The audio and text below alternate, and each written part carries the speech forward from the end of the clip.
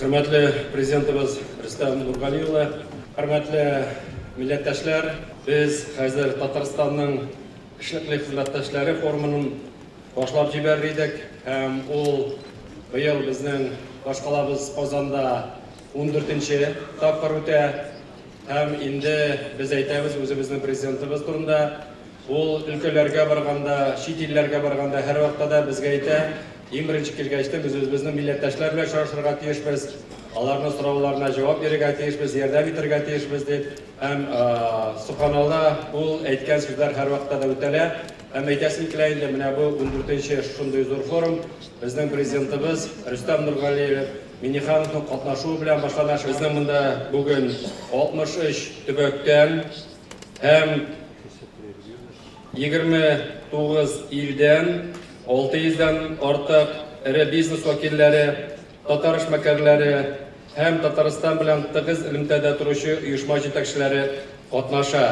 Hem shular orasida bizning buyuk yetakchilarimiz, millatdoshlarimiz bor, lekin bizning bor bugungi kunda chaqirilgan qonog'imiz ul Sverdlovsk o'lkasi gubernator o'rinbosari Azat Rafqatullo Salihov, maxsus qonaq. Bekor rahmat sizga. Bekor rahmat sizga birga ishlaymiz.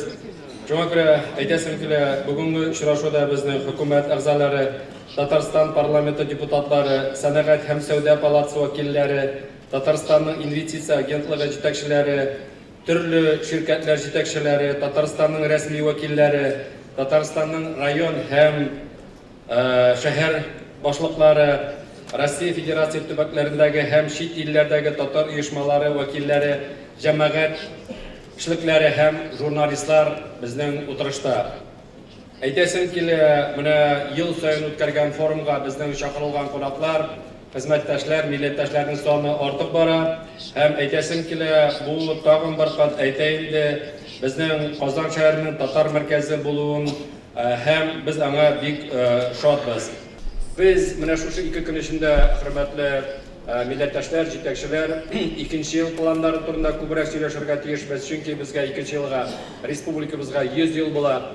Buyuk Vatan so'ng'ishuna yiliga 75 yil bo'ladi. Bizning Tataristonimizda prezidentimning saylov kuni bo'lacak. Ham eng zo'r bo'lish endi ol xalq soni oluv. Shunga ko'ra butun ülkelerde, bütün yetakchilarda bu ishlarni biz endi bugundan boshlab uyushtira boshlarga tegishmiz. Biz endi mana 19-yil bo'yicha ko'pgina ishlarni ishlasak-da, ol g'ururlanib o'tkazadigan Soban to'ylarimiz, Tatar shadiknotlari, Jalil o'quvlari, Tatar qizi baygisi, Tatar g'olimlari, ko'pgina sharalar zo'r sonli kishilarni jalb etadi. Lekin ikkinchi yilga biz endi qarab bitirga tegishmiz. Shu ishlarni ishi ketib har bir ülkede, har bir rayonda, har bir shaharda birgalab tatarlarni uyatib, ko'tartirib ishlay olamiz turunda.